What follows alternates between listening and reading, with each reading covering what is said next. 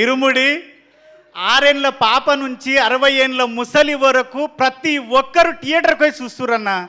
ఎవరన్నా మా ఇంటి పక్కన రామ్లక్ ఉంటుంది, ముసలామే మా పోరడు అన్నాడు, నాయనమ్మ 4 రోజులు అయితే ఫోన్లో వస్తుంది చూడొచ్చు అంటే, అరే బాడక అది సినిమా ఆ థియేటర్లో చూసే సినిమానంట, ఫోన్లలో చూడొద్దంట, థియేటర్లో చూసే సినిమానంట అని ఒక ముసలామె అన్న, ఒక 55 ఏళ్ళ ముసలామే ఆ మాట అంటుంది. ఆమె కూడా థియేటర్లో చూడాలనుకుంటుందంటే మన సినిమా ఎంత గొప్ప సినిమా అన్న, ఎంత గొప్ప కథ అన్న.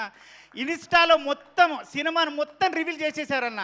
అయినా సరే ఏ ఒక్కరు కూడా ఎంత రివీల్ అయినా సరే ప్రతి ఒక్కరు సినిమాని థియేటర్లోనే చూడాలి, సినిమాని థియేటర్లోనే చూడాలి అన్న. నిజంగా చెప్తున్నా, అప్పుడెప్పుడో ఒసే రామలమ్మ సినిమాలో ఒసే రామలమ్మ సినిమాకి మా ఊర్లో లైన్లు కట్టి ఆడ మొగ అమ్మ నాయనమ్మ పిల్లలు అందరు పోయేది. మొన్న చూసినన్న ఏ సినిమా అయినా షాద్నగర్లో ఒకటే థియేటర్లు వేస్తారు, 3 థియేటర్లో 4 రోజులు హౌస్ఫుల్ ఉంది. ఇప్పటికీ టికెట్లు లేవు. అందరు నాకు కాల్ చేస్తున్నారు, అరే నువ్వు చేయొచ్చు కదా, నువ్వు అరే నాయన అవి అట్లుండే రయ్యా అందులో బుక్ చేసుకోవాలని చెప్పుకుంటున్నా. అంత గొప్ప సినిమా. ఇంకోటి సార్, నీకు నేను నా భార్య నా పిల్లలు నేను సచ్చే వరకు శివనిర్వాణ సార్ను మర్చిపోతే నేను మనిషినే కాదు. ఎందుకంటే నేను ఒక 18 ఏళ్ళు అయింది ఇండస్ట్రీకి వచ్చి, ఒక 12 ఏళ్ళ నుంచి ఒక లేడీ గెటప్లో బతుకుతున్నా. కొమరక్క అనే గెటప్లో, కొమరక్క అనేది లెజెండు, ఆమె తోపు, ఆమె నేను కాదు సార్, ఒక గెటప్ మాత్రమే. నన్ను చాలామంది చాలా విధాలుగా కొన్ని అవమానపరిచి, వీడు లేడీ గెటప్పే చేస్తాడు, వీడు లేడీ గెటప్పే చేస్తాడు. నా ఫ్రెండ్స్ నా డైరెక్టర్లు నా రూమ్లో ఉన్నోళ్ళు 15 మంది డైరెక్టర్లు అయ్యారు సార్. వాళ్ళొక్కరు కూడా నా గురించి ఆలోచించలేదు సార్. నేను ఎంత చేస్తున్నా వాళ్ళకి తెలుసు.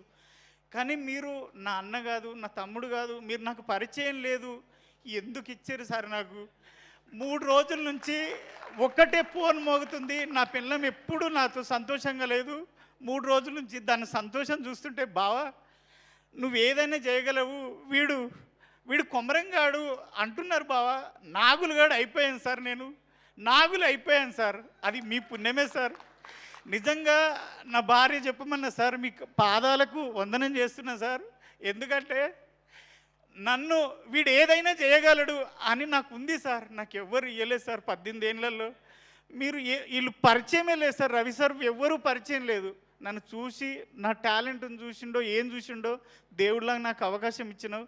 అదైతే ఒకటి సార్. ఇంకొకటి, నేను ఫైట్లు ఎప్పుడు చేయలేదు సార్. దసరాలో కూడా సాయి సార్తో చేశాను, ఫైట్ చేయలేదు. ఫస్ట్ డే నాది ప్రామిస్ సార్, నాది గే క్యారెక్టర్ అనుకున్నాను సార్.